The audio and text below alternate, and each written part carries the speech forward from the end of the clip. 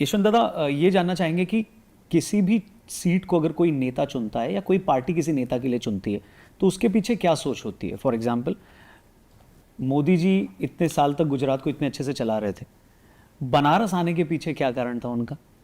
वहीं राहुल गांधी जी के लिए अमेठी को चुनना और अब मास्टर स्ट्रोक के जरिए रायबरेली को चुन लेना, तो उसके पीछे क्या सोच होती है? और इतने टाइम से गांधी परिवार अमेठी से ही लड़ना, तो क्या साइंस होता है, क्या लॉजिक होता है, क्या सोच होती है उसके पीछे? देखिए, वो एक क्राफ्ट है, मैं ये मानता हूं। उसमें भारत जैसे देश में जातिगत जड़ना, कैलकुलेशन, ये एक उसका अकाट्य हिस्सा है।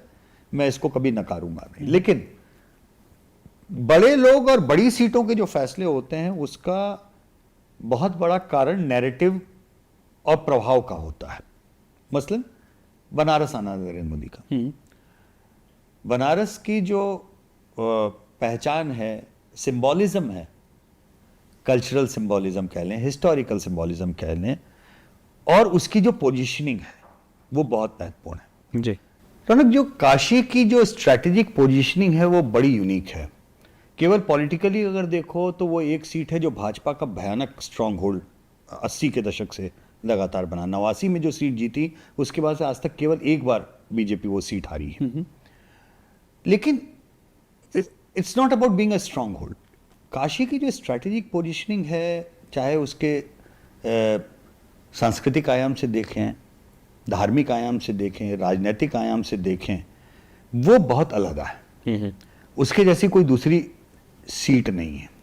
कई तरीकों से आपको बता सकता हूं मैं। पहली बात तो आप पूरब पूरब जब सुनते हैं तो लोग, दरअसल बहुत सारे लोग कंफ्यूज हो जाते हैं, पूरब को बिहार से कंफ्यूज करते हैं। ऐसा नहीं है। पूरब दरअसल जहां अवध खत्म होता है वहां से पूरब शुरू होता है।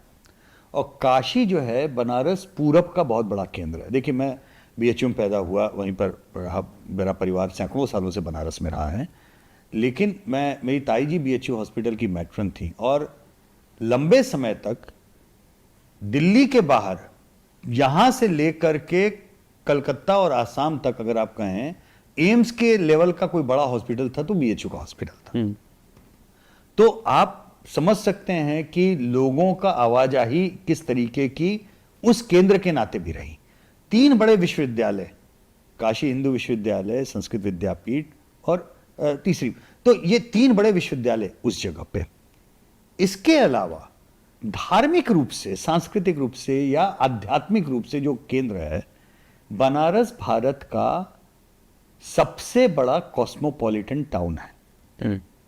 क्योंकि पूरे भारत के लोग इतनी बड़ी तादाद में वहां पर आके बसे हैं, और किसी भी दिन, आज से नहीं, आदि अनंत काल से, उस जगह की जो आबादी है, पॉपुलेशन है, उससे बड़ी आबादी उस जगह पे फ्लोटिंग पॉपुलेशन की तरह रहती है। इतने लोग आते हैं, जाते हैं। आप कभी भी चले जाएं काशी में, आपको बड़ा विचित्र एक ये भी पता लगेगा कि आप घाट पे जाके देखेंगे, नाव में लोगों को देखेंगे, जितने तीर्थयात्री देखेंगे उसमें आधे से ज्यादा आपको दक्षिण के दिखाई देंगे। बिल्कुल ठीक है। तो काशी का कनेक्शन पूरब, नॉर्थ, दक्षिण इतना क्लासिकल रहा है। वो ये जो काशी तमिल संगम वाली बात हो रही थी, देखिए क्या बेवकूफी की बात है। अरे भाई, जाके तो देखो, बेवकूफी की बात नहीं है। मोहल्ले के मोहल्ले बसे हुए हैं दक्षिण भारतीयों से, मोहल्ले के मोहल्ले बसे हुए हैं मराठियों से। जैसे हम लोगों का जो पुराना घर था वो ब्रह्मा घाट, मतलब पूरा का पूरा एरिया था। ये बात दूसरी कि वो सब काशीवासी हो चुके हैं। अब मेरी मातृभाषा में मराठी नहीं बोलता ना, मैं तो बोलता हूं मेरी मातृभाषा हिंदी है, भोजपुरी है, क्योंकि मैं काशीवासी हूं जी। ठीक है। तो उसके अपने मायने बहुत थे, बहुत सिंबॉलिज्म था उसके अंदर। और फिर काशी विश्वनाथ, अब आप पॉलिटिकल उससे बोलेंगे तो ज्ञानवापी भी मैं बोलूंगा, why not, there is a symbolism of that.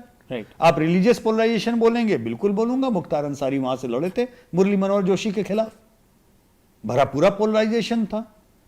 तो ये तमाम चीजों का ना मिश्रण है। देन काशी की सॉफ्ट पावर, चाहे वो कला की हो, संगीत की हो, तो तमाम चीजों। भाई, प्रधानमंत्री मोदी के जो मुख्य प्रस्तावक थे 2014 में छन्नूलाल जी थे। छन्नूलाल जी बाय द वे हमारे स्कूल में हमारे गुरु भी हुआ करते थे, टीचर भी हुआ करते थे कृष्णमूर्ति फाउंडेशन में।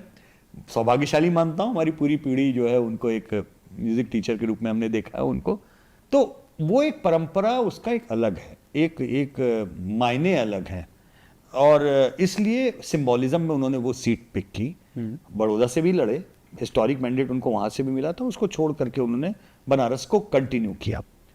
अमेठी, रायबरेली, ये पुरानी सीटें रही, हालांकि इमरजेंसी में इंदिरा जी और संजय जी दोनों लोग हार गए थे वहां से, ठीक है, लेकिन सिंबॉलिक सीटें रही हैं। फिरोज जी लड़े उन सीटों से, नेहरू जी का पूरा खानदान, मतलब आप कहें तो उनकी रही। उस सीट को छोड़ के जाना ये सिंबॉलिकली बहुत गलत था राहुल गांधी जी ने। और जाना भी तो कहां जाना, वायनाड, जो कि आर्ग्यूएबली सबसे ज्यादा कंसंट्रेटेड मुस्लिम पॉपुलेशन वाली सीटों में से एक। किसका सलाह होता है ये सब? ये तो आज तक कोई बता ही नहीं पाया। मुझे लग रहा है कि इस सवाल का जवाब आपसे और मुझसे ज्यादा कांग्रेस के समर्थक ढूंढ रहे हैं कि ये सलाह देता कौन है, सामने पड़े तो सही, किसकी सलाह चलती है, ये आज तक समझ में नहीं आता। क्योंकि कुछ चीजें आपके जिसे कहते हैं ना कन्वेंशनल विजडम कहते हैं ना, कॉमन सेंस कन्वेंशनल विजडम के बियॉन्ड हो जाता है।